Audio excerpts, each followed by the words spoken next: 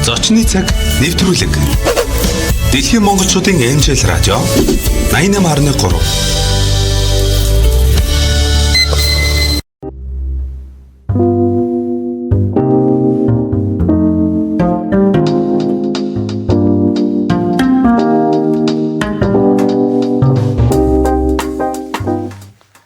Дэлхийн монголчуудын эмчил радио 88.3 гурвдлагын дээр сугаат харуулан сонсож буй эрхэм таны энэ өдрийн амар амгалан айлтгая. За өнөөдрийн маань зочны цаг нэвтрүүлэг эхэлж байна. Өнөөдрийн маань зочдоор Монголын их барих эмэгтэйчүүдийн эмч нарын холбооны тэргүүн, үржин их барих эмэгтэйчүүдийн эмнэлгийн эмч, анагаах ухааны доктор, клиникийн профессор Үржин Дэлгэр. За мөн хавдар судлалын институтын эмэгтэйчүүдийн мэс заслын дасгийн эмч, Аз далайн их барих эмэгтэйчүүдийн холбооны хавдрын хорооны гишүүн Эрдэнэ жаргал эмч нар маань хүрэлцэн ирсэн. За та хоёртоо энэ өдрийн мэндийг хүргэе. За баярлалаа. Үзэгч сонсогч болно. Таны хамт олонд энэ өдрийн мэндийг хүргэе. За тэгэхээр өнөөдөр бид гурав ямар сэдвээр ярилцах вэ гэхээр Умаа үзүүний хавдрын сэргийлэлт эртэлрүүлгийн талаар ярилцсанаа. За тэгэхээр ер нь одоо яг эхний асуулт эмэгтэйчүүдэд зөнхлөн тохиолдох хавдар яг ямар хавдар яг энэ Умаа үзүүний хавдраас гадна өөр бас одоо хөхний хавдар гэж байгаа штэ тий. Тэгэхээр яг эмэгтэйчүүдэд зөнхлөн тохиолдох хавдар одоо 1 2 3 дугаар байрч юм ингээд чигсай гэж бодъё л доо тий. Тэгэхээр яг ингээд аль эрхтэн илүү ордгийн бэ гэдгээр яриагаа эхлэе. За Монгол орны хэмжээнд одоо энэ хавдрын үзүүлэлтүүдийг дүгнж үзэхэд аль ч хүйсэнд эрэгтэй эмэгтэй аль ч хүйсэнд хуулинд нь хамгийн их түгээмэл тохиолдог хавдар маань илгэний хавдар нэгдүгээрт орж байгаа. За тэгээд эмэгтэй хүйсэнд болоод ирэхээр зэрэг хоёрдугаарт нь Умаа үзүүний хавдар, хөхний хавдар. За тэгээд хол боловсруулах ходоодны хавдар, улаан хоолойн хавдар. За тэгээд дараа нь одоо уушгины хавдар гэдэг хүүсээрээ бас арай өөр болоод явдаг юм байна. Тэгэхээр зэрэг Умаа үзүүний хавдар маань бол эмэгтэйчүүдийн хүүсэндээ тохиолдог хавдартай бол хоёрдугаарт орж явж байгаа юм хавдар. Би 2023 оны 3 сард улаан хоолой хавдрын хаалганд орсон л доо. Тэгээд би надад ямар ч одоо юу гэдэг нэг юм зөөвөр ч юм уу янз бүрийн юм илэрж байгаагүй. За тэнгууд нөгөө нэг урьдсан сэргийлэх үзлэгтээ орсноороо яасан бах нь дүүргийнхаа амьд дээр очсноороо анх онцлогдоод тэгээд эрт илрүүлээд тэгээ ингээ хавдрынхаа хаалганд ороод ингээд одоо ингээ явж байгаа байхгүй юу. Тэгэхээр одоо жишээлбэл Умаа үзүүний хорт хавдар гэдэг тэгэхээр бас л ингээд юу ч одоо мэдгүй л явж штэ. Тэгэхээр одоо яах хэвтэй юм бэ эмэгтэйчүүд ингээд нөгөө нэг ийм эрт дэлгэрүүлэг үзлэгтээ орох хэвтэй мó эсвэл ингээд эмэгтэйчүүдийн эмчтэрээ очиод үзүүлээд явах хэвтэй мó одоо ямар нэгэн байдлаар өөрийгөө үзүүлж харуул шинжилгээнд хамрагдчихэж л хүн мэдэн штэ. Ер нь бол тэрнээс биш одоо ингээд бид нар чинь ер нь бол нэг тийм хинэггүй талтай хүмүүс штэ тий. Тэгэхээр одоо урьдсан сэргийлэх үүднээс яах хэвтэй вэ? Одоо эмчтэй очиж одоо нэг юм хугацаач эсвэл одоо ингээ юу гэдэг сая бас намайг юу яасан саяхан штэ манай өрхийн имлэгээс манай эмч уцтаад хурж ирээд нөгөө нэг шинжилгээнд ор гэд тэгээд нөгөө шинжилгээнд орсон байхгүй юу би.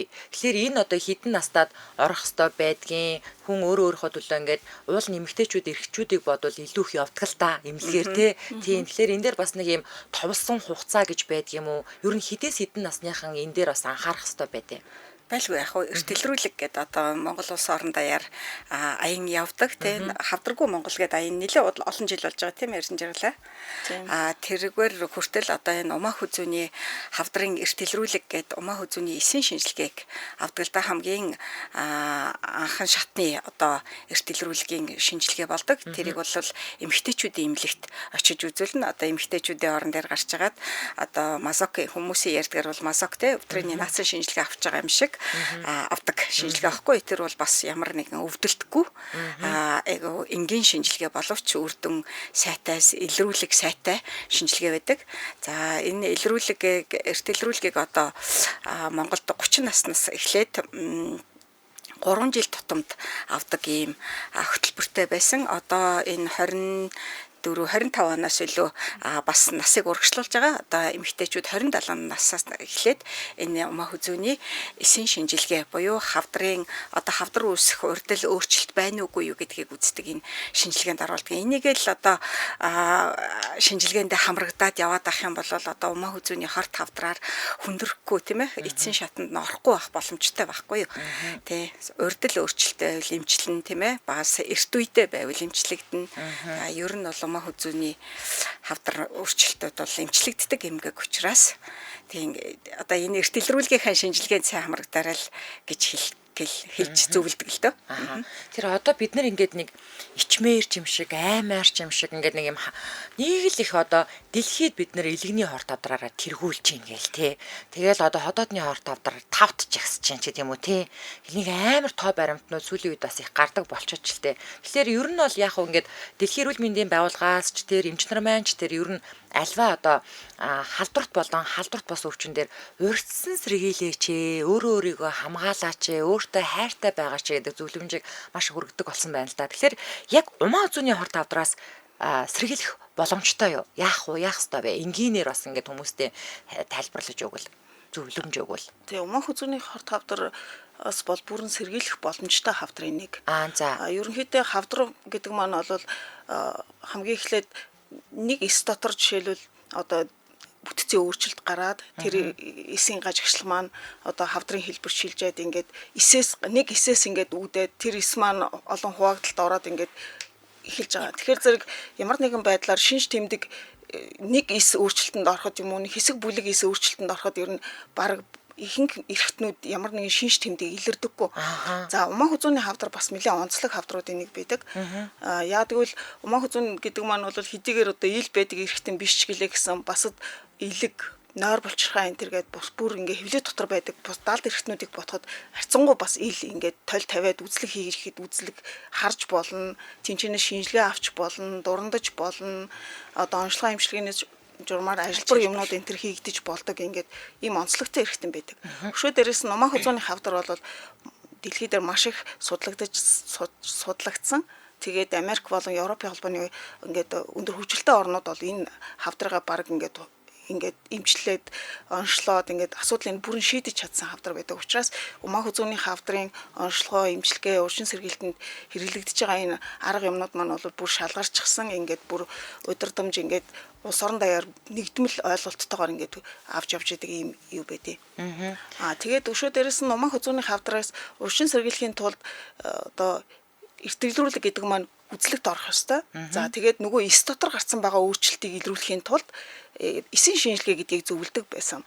Тэгээд сүүлийн жилүүдэд болохоор зэрэг харьцангуй энэ өндөр онцлогоо эмчилгээний онцлогооны өндөр чадамжтай шинжилгээний аргуудыг хэрэгжилж эхэлж байгаа. Энд нь болохоор зэрэг тэр хүний папиллома вирус гэдэг энэ умаа хүзүүний хавдрыг үүсгээд байдаг, үүсгэхэд нь оролцдог энэ вирусыг илрүүлдэг шинжилгээ хийж байгаа гэсэн. Тэгэхээр зэрэг вирусыг анх хүн вирусын халдвар аваад хавдрын өвчлөл хүртлэн бадаг 10-аас 15 жил байна гэж ингэж тооцож гаргадаг. Тэгэхээр зэрэг анх халдвар авсан, тэгээд өөрчлөлтөнд ороод бүр хавдар болтлоо ийм урт хугацаанд тодорхой ингээд нөгөө улс орон болгон өөрийн удирдамж юутаагаар тодорхой давтамжтайгаар шинжилгээнүүдтэй хамрагдаад явах юм бол бүр хавдар хүрхгүйгээр одоо урьдл үед нь эсийн төвшний өөрчлөлттэй байх үед нь бүрэн оншилж эмчлэх боломжтой юм хавдар байдаг. За энэ дээр бас нэг юм хэлэхэд нөгөө бүр одоо энэ умаа хүзүүний хорт хавдрыг үүсгэж байгаа гол үүсгэгч нарын нэг нь хүний папиллома вирус гэдэг шүү дээ. Тэгтэл энэ папиллома вирусээс бүрэн хамгаалах нэг арга маань байгаа байхгүй. Энэ нөгөө вакцин. Хүний папиллома вирусын эсрэг вакцин бол бас вакцинд хамрагдсан байх юм бол одоо халдвар авахгүй. Тэрний эсрэг нөгөө биеийн дархлаач нь үүссэн байж та антител үүсгэсэн тэр халдвар авахгүй болохоор чинь өвчлөхгүй тэнд эсийн өөрчлөлт үүсэхгүй гэх мэтээр бүр хамгийн анхдагч одоо сэргийлэлт нь бол вакцин байгаа. Тэгэхээр одоо Гэхдээ яг манайх одоо ингээд юу гэдэг ингээд санхүүгийн боловсрал, эрүүл мэндийн боловсрал гэд ингээд ярьдаг штэ тий. Тэгэхээр яг энэ тал дээр жоохон нөгөө нэг дутмаг эсвэл мэдээлэл дутмаг ч юм уу санагддаг л да.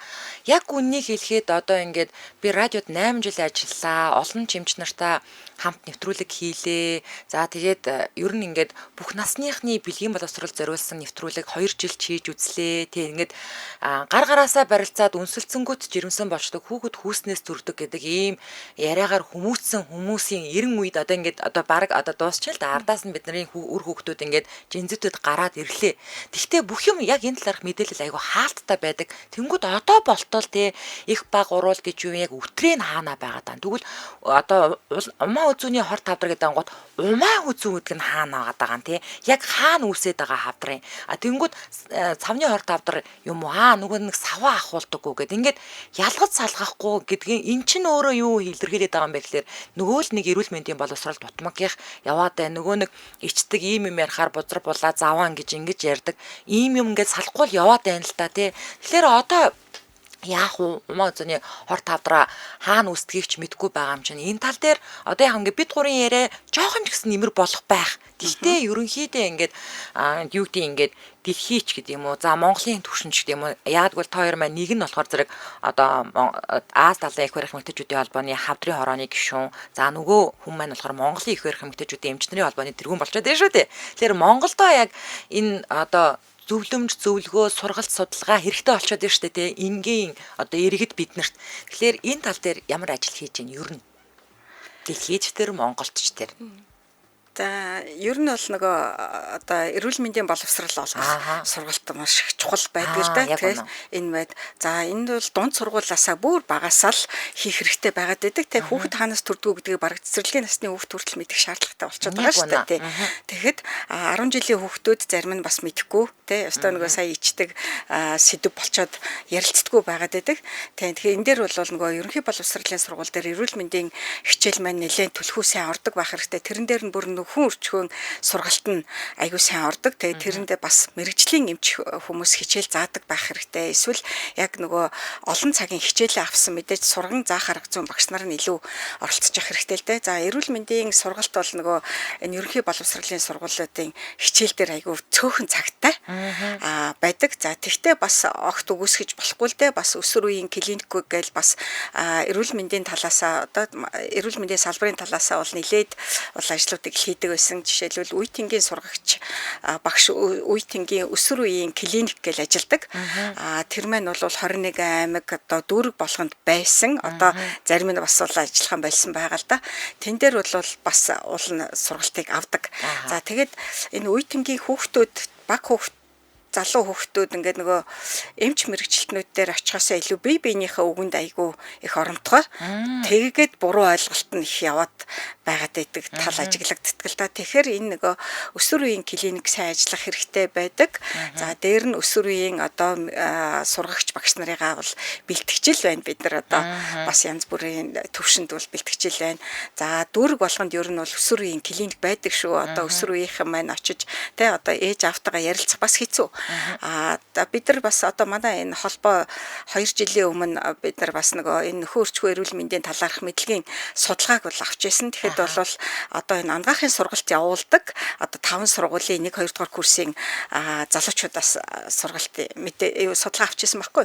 Тэгэхэд бас л одоо ангаахын оюутан болоод ороод ирсэн хүүхдүүдэд хүртэл мэдлэг хандлагын бол өөрчлөлт дутагдaltaй байсан. Одоо жишээлбэл бэлгийн замын халдвар гэж юу вэ гэхээр хөхний толгойноос ялгадс гарахыг хэлнэ ч гэж хариулж байгаа шиг гэх мэтээр ингээд онцгой буруу ойлголт бас цөөнгүй бас байдгаа. Гэтэ бол ерөнхийдөө бол одоо энэ дээр ярихад бол бэлгэвчийн энэ манай судалгаан дээр бол бэлгэвчийн хэрэглээ хандлага бол өндөр байсан л да. Мэдлэг нь бол зөв сайн байсан.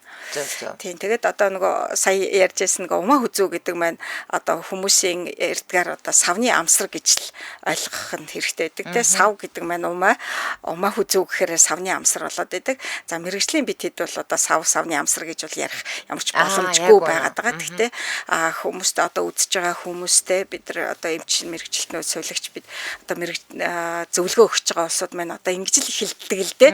Тэг ялангуяа тэгээд Мэдээж одоо мэрэгжлийн хэлгээр бол умаа цуны хорт тавдар гэдэг. Тэгээ бидний зүгээр энгийнээр ярих юм бол савны хорт тавдар хэлгээл гэж л нөгөө бид нар ярьдаг штэ тий.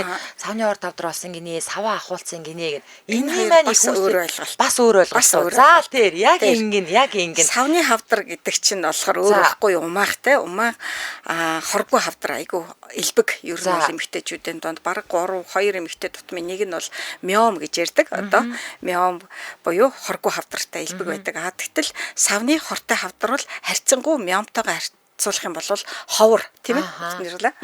Тэгтэл савны амсрын хавдар гэдэг нь одоо энэ арай элбэг байгаа байхгүй юу? Одоо бидний яриад байгаа папиллома вирусээр үүсгэгддэг эмэгтэйчүүдийн хавдрын 2-р байранд орж байгаа гэж өнөөдрийн яриад байгаа сэдв маань болохоор умаа хүзүүний хавдар буюу савны амсрын хавдрын талаар яриад байгаа. За тэр яг ингэж ялгаж хэлж өгөхгүй бол яг ингээл ерөөсөө нэг ийм нэгдсэн ийм ойлголттой л яваад байна штэ тий. Окей. За тэгвэл одоо яасан бахна умаа хүзүүний хавдар гэдэг маань энэ папиллома вирусээр үүсгэгддэг хавдар маань савны бидний зүгээр энгийнээр ойлгох юм бол одоо амсрын хавдрыг яриад байна тийм үү? Гэтэл савны хавдар нь тустай байх нь штэ тий.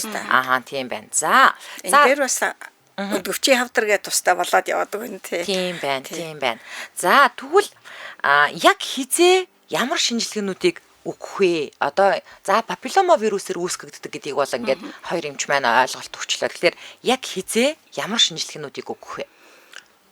За энэ өнгөрсөн 24 оны сүүлийн хагас нөгөө нэг эрүүл мэндийн яамнаас зөнхлөн тохиолдож байгаа хавдруудын онцлогоо эмчилгээний удирдамж урьдчилан сэргийлтүүдийг бүгдийг батлаад одоо ингээд 25 оны эхнээс эхлээд хэрэгжүүлээд эхэлж байгаа. За энэ дээр болохоор зэрэг умаа хүзүүний хавдрын хувьд бол эсэн шинжилгээг 27 наснд өгнө. Тэгээд 30-40 наснд папиллома вирусын шинжилгээг өгнө. За тэгээд 45-аас 65 нас хүртэл эсэн шинжилгээг 3 жил тутамд өгнө гэсэн юм яаж байгаа. Гэтэ энэ маань бол ингээд нэг сонсохоор зэрэг нэг сонин эн тэндээ орсон тоотой юм шиг нэг жоохон юм юуг авцалдаагүй юм шиг ойлгогдож яж магадгүй. Гэтэ ерөнхий гол зорилго маань юу гэдэг байгаа вэ гэвэл өрх дүүрх дээр эмэгтэйчүүд ингээд 30-аас өмнөх наснда ядаж 1-2 удаа эсэн шинжилгээндээ хамрагдаач. Тэгээд 30-аас 45 насны хооронд за 30-40 гээд нас яг заасан байгаа боловч ер нь 30-аас 45 насны хооронд энэ хүний папиллома вирусын шинжилгээ нь харьцангуй өндөр өртөгтэй нөгөө PCR шинжилгээ багтаа. PCR шинжилгээгээр нөгөө хавдар үүсгдэг төрлийн папиллома вирусын халдвар байна уу? Хэн нь илүү хавдар төртөмтгий байна? Хэн нь илүү одоо харьцангуй гайгүй байх нь вэ гэдгийг мэдхийн тулд ингээд нэг амьдралдаа 2 удаа энэ өндөр өртөгтэй шинжилгээ өгөхөд умаа хүзүүний хавдрыг ерөнхийдөө эрсдэл бол маш их буурдаг гэсэн тийм судалгаа байдаг учраас ядаж ингээд бэлгийн идэвхтэй амьдралтай байгаа энэ үедээ 30-аас 45 насны хооронд 2 удаа 30-40 наснда жишээлбэл папиллома вирусын шинжилгээг өгье. Тэгээд энэ хоёр шинжилгээгээр хоёулангаар нь өөрчлөлтгүй гарсан тохиолдолд 45-аас 65 хүртэлх наснда 3 жил тутамд эсэн шинжилгээ өгж байгаа ч гэсэн нэг ийм зөвлөмж байгаа юм. Тэгэхээр зэрэг ямар ч байсан гэсэн одоо яг ингээд бүх насны эмэгтэйчүүдэд хэрвээ үнэхээр тэр 30-45 наснаас хойш одоо харьцангуй 50-50 гарсан тийм хүмүүс байвал эсэн шинжилгээндээ хамрагдана. Тэгээд өрх дүүрэг дээр энэ бүх шинжилгээнүүд өрх дүүргийн эмэгтэйчүүдийн кабинетууд дээр энэ шинжилгээнүүд авагдана, хийгдэнэ. Тэгэхээр зэрэг тэнцэнэ очоод одоо шинжилгээнүүдээ өгөх боломжтой гэсэн үг. За тэгэхээр би одоо жишээлбэл сая ингээд дуудагдаж очивол ажилласаа ажилдаа явахаас өмнө газ маск гүйччихвэл яг одоо бидний ярьдгаар бол би мазакын шинжилгээ өрх хэмнэлэг дээр өгчвөл ирлээ л тээ.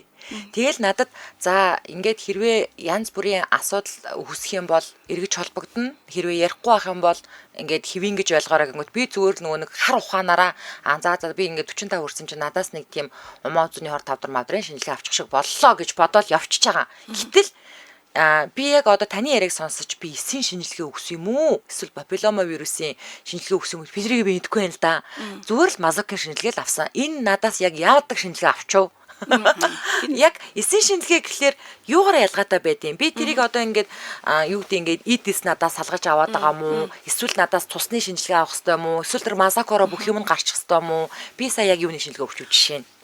Энэ дээр нөгөө нэг хүмүүсийн ингээд нөгөө ард түмэн дотор яригддаг нэг нэг жоохон буруу ойлголт юм. Жишээлбэл та мазок гэж нэрлэж байна. Энэ мазок гэдэг шинжилгээ маань өтрээний орчин бактери байна уу? Бактери байвал ямар байна? Эрүүл эс байна уу гэд энэ арцангуй өрөвслийн үзүүлэлтүүдийг үзэж байгааг энэ мазок гэж нэрлэдэг байгаа. За.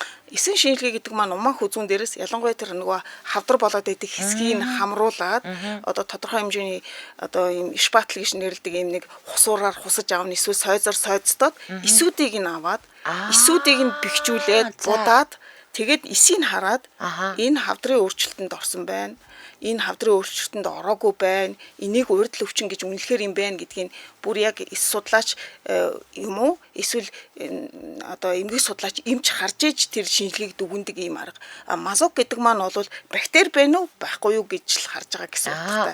Тэгэхээр энийг яг ингэж ялгаж салгаж хэлэхгүй бол тавилаа, за шин тойл задлж байгаа шүү тавилаа, тэгээд нэг юм ийгээд авчаад тэгээд тэнцэнс би арчтас аваад байгаа мó яг мэдгүй адилхан л нэг юм хүмүүстээ юм шурлалаа авч байгаа штэ. Мэдгүй байгаа. Би одоо жишээлбэл би юуны шинжилгээ өгснөө одоо ингээ мэдгүй л явж штэ. Тайлбарлаж хэлэх байгаа. Тэгэхээр объект нь бол баг ойролцоо. Тэгэхээр хийж байгаа арга, үр дүн гаргаж байгаа, үзэж байгаа үзүүлэлт нь бол өөр байгаа. Тэгтэл папиллома вирус бол бас л адилхан. Яг тэр умаа хүзүү, өвтрөний арын хөхрөний тэр шүүрэл дотор энэ вирус байна уугүй юу гэж үзэж байгаа мөн л бас хөвөн бамбартай арчцсаар арчцыг аваад тэгээд дараа нь юу лабораторид тийм үү тэр PCR гэдэг өөр технологиор үзэж шинжилж байгаа байхгүй. Тэгээд энэ гурлаа өөр гэхдээ объект нэг байна тийм ээ. Тэр өмөө үзүүн рүүгээ залгаж ардаас нь авсууд юм уу яа. За тэгээд одоо тэр нөгөө элдэв юм байхгүй болвол чимээгүй байна. Ямар нэг юм болвол эргэж хэлнэ гэсэн үгнээс чинь бодохоор бол эсэн шинжилгээ өгчээл гэж ойлгогдсон тийм. Хэрвээ эсэн шинжилгээнд дээр ямар нэгэн өөрчлөлттэй байх юм бол эргэж мэдээлж дууднаа дараагийн шатны шинжилгээ төлөвлөнө зөвлөнө гэж байгаа байхгүй. Эсэн шинжилгээнд нь өөрчлөлт байхгүй болвол тэгээд аюу тэгтэл энийг хариуг бол заавал авах ёстой. Энэ бол нөгөө нэлээд нөгөө хавдаргүй Монгол төслөөр ингээл хөдөө орон нутгүй дүүрэг өрөхгүй ингээл айгүй их аваад нэг газар л энэ нөгөө шинжилгээгээ уншаал хариу айгүй их төвлөрөөл тийм ээ хариу уддаг байсан байхгүй. Тэгээ энэ дээрээс үндэслээд тэгээд одоо өөрчлөлтөө үнийхээ араас нь ингэж харьцаж байсан хариу өгөхгүй чимээгүй байвал хэвэн байна шүү гэдэг одоо явж исэн байхгүй юу. Тэгэхдээ одоо бол тэхгүй өөрчлөлтгүй байсан ч гэсэн хариугаа аваарай гэж хэлнэ. Тэгээд одоо энэ эсэн шинжилгээг бол өрх дүүргийн эмэгтэйчүүдийн эмчтэр очиж үзүүлж болно. Одоо хувийн хвшлийн олон эмнэлгүүд байна. Тэдний хаан ч очиж үзүүлж шинжилүүлэх боломжтой байгаа. Зөв. За ингэ байжсэн чинь хүний одоо юу одоо папиллома вирус илэрчлээ. За илэрчлээ гэж болъё. Тэгэхээр одоо ингээ илэрсэн папиллома вирустай ингээд болох юм бол бүгдээрээ хавдар тусах уу? Хавдар болох уу? Та түрүү нөгөө нэг ингээд 10-аас 15 жилийн шатлалтай гэж тэгжсэн шүү дээ, тий. Тэгээд унд нь яах хэвтэй юм. За ингээд вирус илэрчлээ гэж бодъё. Тэгэхээр одоо яах вэ? Папиллома вирус гэдэг байгаа. Энэ папиллома вирус нь анх умаа хүзүүний хавдар дотор илрүүлээд тэгээд 2008 онд Германы эрдэмтэд Нобелийн шагнал авсан байхгүй юу? Тэгээд энэ тэр нь болохоор зэрэг энэ папиллома вирусын ДНК хавдартай хүний эсийн ДНК дотор орчихсон. Бүр хүний эсийн ДНК дотор папиллома вирусын ДНК орчихсон байсан. Тэгээд энийг илрүүлж чадаад энэ анагаахын шинжилгээ ухаанд одоо гавьяа байгуулад Нобелийн шагнал авсан. Тэгээд энэ умаа хүзүүний хавдар чинь папиллома вирус үүсгэдэг юм байна гэсэн ийм одоо шинэ юм өөрчлөлт гарч ирсэн байна. Тэгээд папиллома вирус маань бол бас маш олон янз байгаа. За практикт одоо баг ингээд лабораторийн түвшинд ингээд үзсэн энэ төр гэхээр зэрэг энэ маань 200 гаруй хэв шинж байдаг гэж үзэж байгаа. Бүрүү. Гэтэ энэ чинь хүний гэж нэрлэдэг байгаа шүү дээ. Папиллома вирус гэд папилловирада гэдэг энэ вирусын төрлөөс хүний папиллома гэдэг нь хүндэл байдаг гэсэн утгатай санааг илэрхийлээд байгаа байхгүй.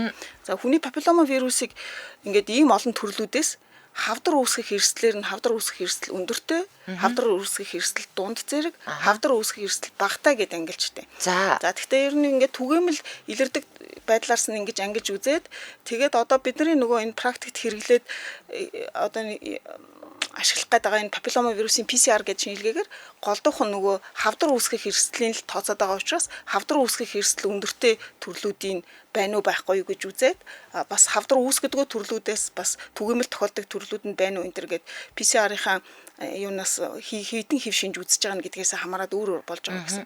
Хэрвээ папиллома вирусын халдвар авсан болгон хавдар болохгүй.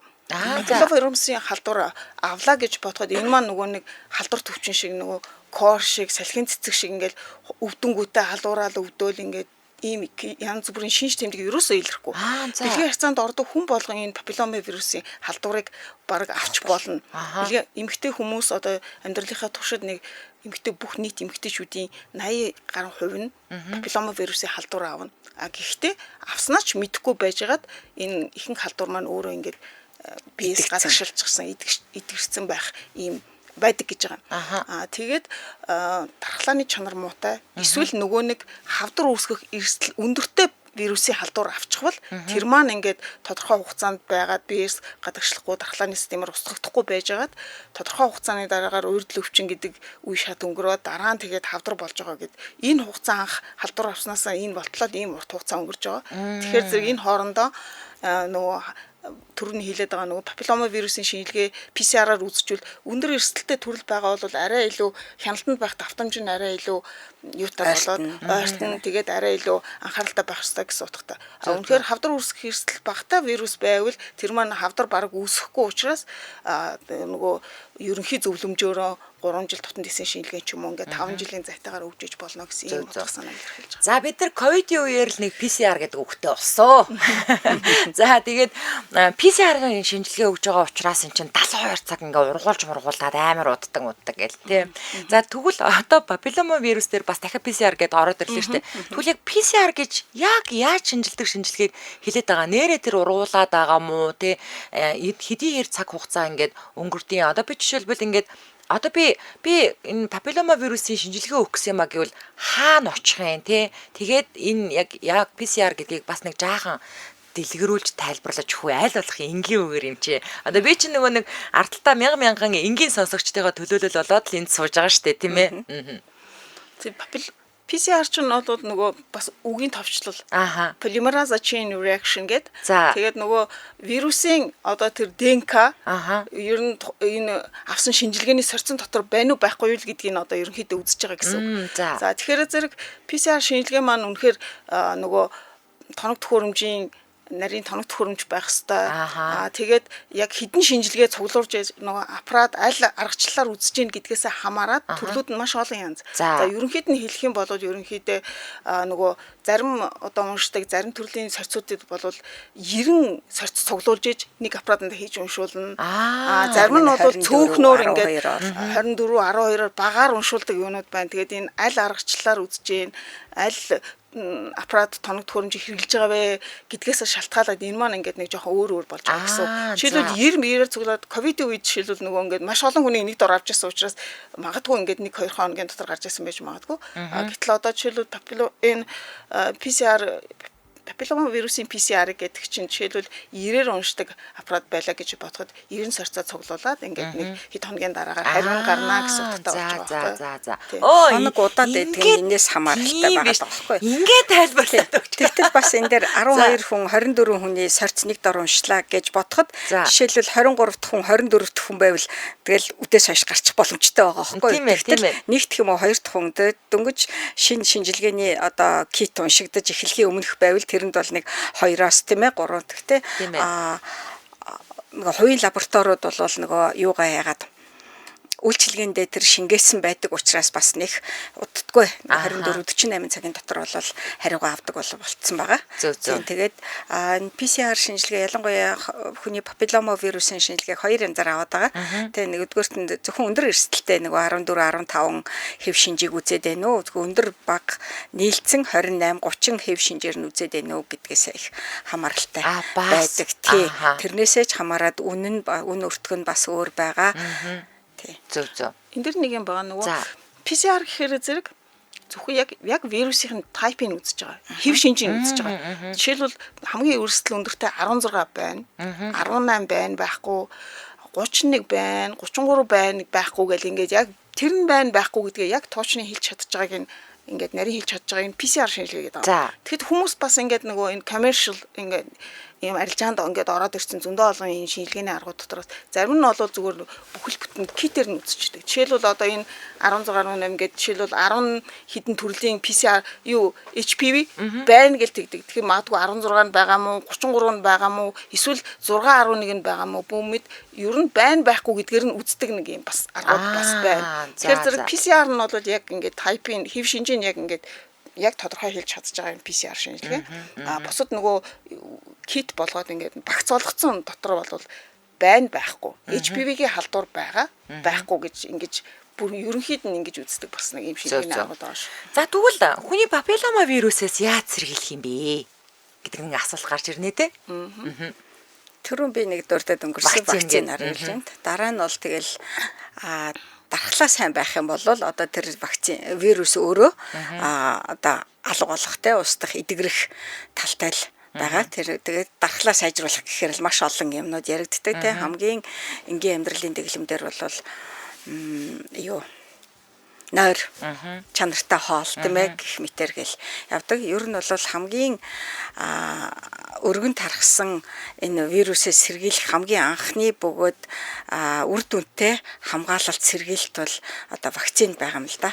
Тийм. Гэтэ бид нэр ингээд хар багасаа л өөртөө ч тэр хүүхдүүд маань ч тэр ингээд нөгөө нэг товлолт вакцин те ингээд бүхэл одоо ингээд Улаанбархан салхин цэцгийн ингээд товлолт вакцинуудаа хийлгээл тэгэл тэр чин дандаа л юм халдварт өвчнүүдээс урьсан сэргийлэхийг хэлгээл ирснээ ковидын үеэр ч нөө вакцин хэлэхгүй вакцин гээ бөө юм болж нэг юм одоо вакцин гэдэг юм чинь одоо ингээд тэр одоо вирусыг олж илрүүлснийхаа дараа тэрнээс нэг жаахан тонгийн ингээ хийнгүүд хүний дархлааны эсүүд ч өөртөө маш ухаалаг штэ тий ингээд гаднаас ингээ бит ороод ирэхэд байлтан тий за тэгэнгүүтээ ингээд эсэргүүцлээ илэрхийлээд халуурна тий за тэгэнгүүт одоо энэ одоо вакцин ингээ вирус буюу ингээд миний биед одоо танигдчихлаа гэдгийг одоо л ойлгодог болсон. Тэгэхээр одоо яг энэ папиллома вирус дээр би аягүй сайн санаж байна.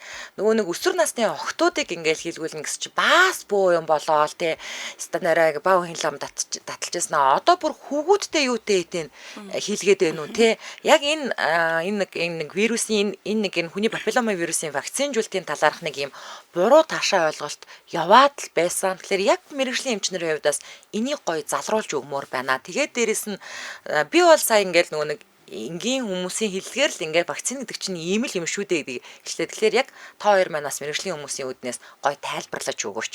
Яг энэ вакциныг хийлгэснээр яагаад урьсан сэргийлээд байгаа юм те? Энд хүний биед ямар процесс явагдаад байгаа? Яагаад хийлгэх ёстой юм? Аавэр нар тэгвэл яагаад хийлгэхгүй гэдэг байгаа? Тэгвэл нэг ковидын үе шиг хийлгэн хийлгэхгүй гэж бас нэг сайн нэг буу юм болсон шүү дээ. Тэгсэн. Тэгээд яг хөө энэ нөгөө ер нь бол энэ папиллома вирусын вакциныг бол манайх сайн дураар бол хийж эхэлсэн байсан л да те. Тэгтэл яг нөгөө үндэсний товлолтой буюу нөгөө заавал вакцинжуулах товлолд орсонтой хамааралтайгаар л тэгэл нөгөө вакцины эсрэг үзэлтэй хүмүүсийн буюу тэгээд өөрсдийнх нь буруу ташаа ойлголтыгаа тэгээд ингээ нийгмийн сүлжээгээр айгу өндөр авч тархааснаас болол байна л да. Түүнээс бол одоо нөгөө яг л бид нар одоо дөнгөж төрсөн хүүхэдтэй 3 вакцинтэй нөгөө 72 цаг 48 цаг 24 цаг дотор нь багтаалал хийдэгтэй адилхан хийх юм бол одоо энэ папиллома вирусын сэргийлж чадна тэрний үүдэлтэй одоо хавдруудаас сэргийлэх боломжтой байхгүй. Одоо бид гурав бол саяхан зөвхөн умаа хүзүүний хавдрын талаар л яриад байлаа л да. Тэгтэл папиллома вирус өөрөө дахиад өөр олон өвчний олон эртний хавдраг бас үүсгдэг байхгүй юу? Тийм бүр 6-7 төрлийн юм байна штэ. Хамар залгуурын байна, хүзүү толгойх байна. Тэгээд нөгөө хошногны, шодооны энэ хавдар тэнд 50 за бүр хавдар биш юм а гэхэд үе ургацгийн өртөл шалтгаан яг папиллома вирусээс хамааралтай байдаг байхгүй. Тэгэхээр ингээд 6-7 төрлийн хавдраас сэргийлж байгаа байхгүй. Тэгэхээр л одоо ач холбогдолтой гэдэг байгаа. Тэгээд энэ чинь одоо ирээдүйн хойч үеэл одоо өвчлөлөөс хамгаалж чадчих байгаа. Тэгээ манай нөгөө үндэсний товлол чинь одоо 9 төрлийн вакцинаар тий 9 төрлийн вакцинаар 13 өвчнөөс сэргийлдэг байхгүй юу. Тэгээд одоо хамгийн сүүлд нь одоо энэ 9 дахь вакцин маань буюу энэ HPV-гийн эсрэг вакцинаар тэр папиллома вирусын шалтгаанд умаа хүзүү, шодой, хошног, одоо хамар залгуурын тэ залгуур хүзүү толгой шүү хамрах биш уучлаа. Хавдруудаа сэргийлэх болж байгаа. Тэгээ энэ папиллома вирус өөрөө маш өргөн тархалттай гэдээ бид нар түрүү ярьсан тэ. За 5-6 эмэгтэй тутмын нэг нь бол амьдралдаа авдаг, эрэгтэйчүүд ч гэсэн 5 эрэгтэй тутмын нэг нь бол халдвар авдаг гэдэг. Тэгээ папиллома вирусын өөрөө тархах зам нь тийм ээ халдварлах зам нь бол нэгдүгээрт нь бэлгийн зам байгаад байдаг байхгүй хамгийн өндөр. Тийм учраас эрэгтэй хүүхүүдээ бас сэргийлж байгаа. Одоо эмэгтэйчүүдэд хандаж байгаа болгож одоо вакциныг анх хийжсэн бол одоо угаасаа бэлгийн замаар халдварлаж байгаа юм байна. Тэ бэлгийн зам нь болохоор нөгөө өвтрээ болон шулуун гэдсний бас хавтал байна тэ. За тэгээ мөн арьс салстын хүрэлцээгээр ч гэсэн халдварладаг учраас тэгээд эрчүүд бол адилхан л харилцаанд орж байгаа учраас энэ бол тархалт бол байна гэдэг үднээс тэгээд одоо охид хүүгүүдтэй хийдэг болсон. За энэ охид хүүгүүдтэй хийдэг болсон орнууд бол маш олон байгаа. За ер нь бол энэ вакциныг одоо нэг үндэсний товлолт буюу заавал хийх вакцинд оруулсан 147 дахь нь 47 дахь орн байгаа манайх. Тэгээд энэний чинь 72 буюу 50-аас илүү хувь нь одоо яг энэ охид хүүгүүдтэй хийддэг үндэснийхээ товлолт бол оруулчихсан байдаг тий. Тэгэхээр хүүгүүд маань ч гэсэн бас одоо хавдраас сэргийлж байгаа байхгүй. Одоо эмэгтэйчүүд бол умаа хүзүүний хавдар гэж ярьж байна. Тэгтэл хүүгүүдтэй бол бас шодын хавдар, хошногны хавдар бас бол сэргийлж байгаамаа. Мэдээж л олон хугацаа нөгөө үрчлэлийн хугацаа нь хэрэгтэй байдаг учраас авсан даруйдаа бол халдвар авсан даруйдаа болон авсан хүн болгон бол хавдартай болохгүй гэдгийг бас анхаарахгүй бол папиллома вирусын халдвар илэрчлээ хавдар тусчих уу гэж яхан сэтгэл төвшөөд байгаа. Энэ тохиолдлууд эмчгүй.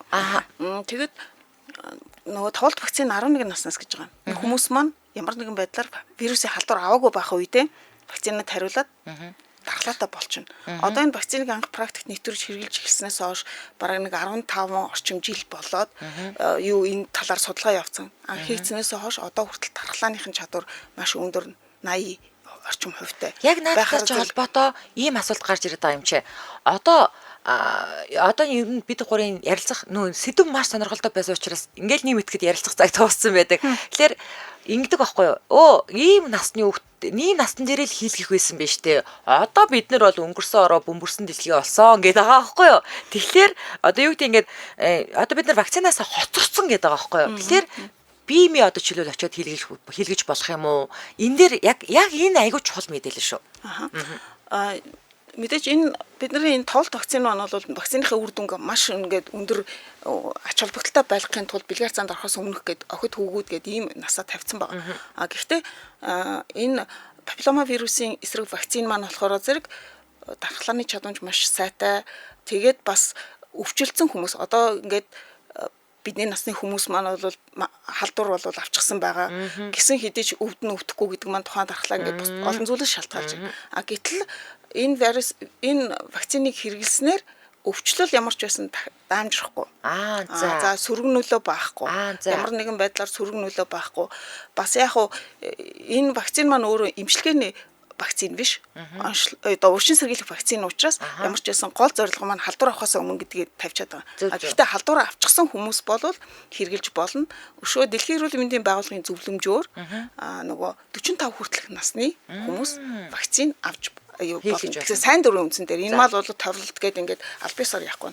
Өшөө бас түрүү нөгөө ковидтай холбоотойгоор вакцины ингээд нэг маргаантай зүйлүүд үүсээд байдаг.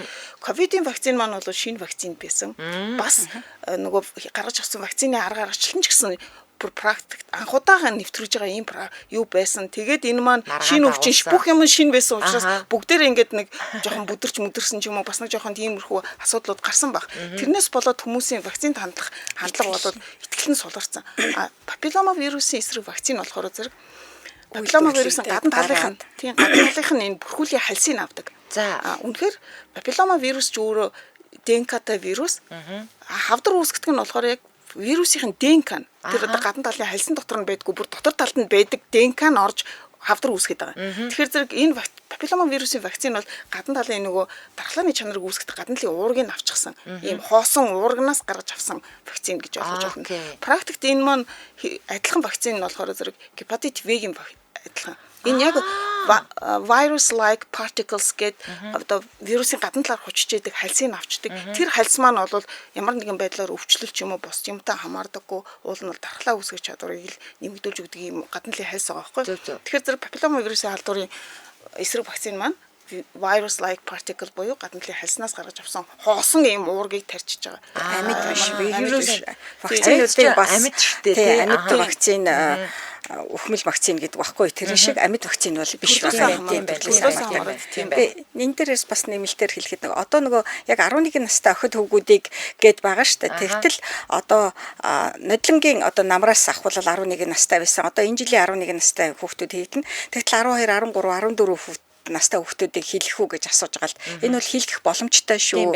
Яг харьяа дүүрэг дээр очиорой тий. Тэгээ нөгөө нөхөн вакцинж бол та одоо би энэ умаа хүзүүний папиллома вирусын эсрэг вакцина хийлгэх гэсэн юм аа. Миний хүүхэд 14-тэй 15-тай гэд очиод хийлгэх боломжтой шүү. 15 нас хүртэлх вакцин үн төлбөргүй байгаа гэдгийг бас хэлмээр байна. За ойлголоо. За найруулагч тэнцэнээс дуусгах гэж ингээд үнэхээр хэрэгцээтэй маш сонирхолтой яриа өрнүүллээ. Тэгээд энэ хүрээ та бид гурийн бас ярилцах цаг маань өндөрлөж байна. Өнөөдрийн маань зочдоор Монголын их барих эмэгтэйчүүдийн эмч нарын холбооны тэргүүн өржин их барих эмэгтэйчүүдийн эмнэлгийн эмч, замгаах ухааны доктор, клиникийн профессор Үржин Дэлгэр, за мөн хадвар судлалын үндэсний төв эмэгтэйчүүдийн мэс заслын засгийн эмч, тэргүүлэх зэрэгтэй эмч, за далайн их барих эмэгтэйчүүдийн холбооны хавдрын хорооны гишүүн Эрдэнэ жаргал эмч нар маань оролцлоо. Тэгээд маш сонирхолтой яриа байлаа. Тэгээд сонсогч үзэгчдад маань бас маш их хэрэгтэй яриа одоо сонирхолтой яриа хүргэсэн таартай баярлалаа. Ажлын амжилт хүсье. За баярлалаа. За баярлалаа. Ажлын амжилт хүсье. Тэр одоо би нэг юм хэлчихв.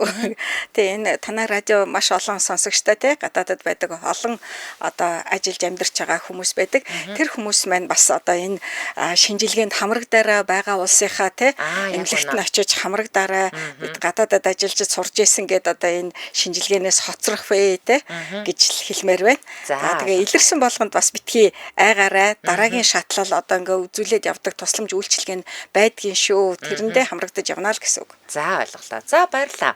За баярлалаа баяртай.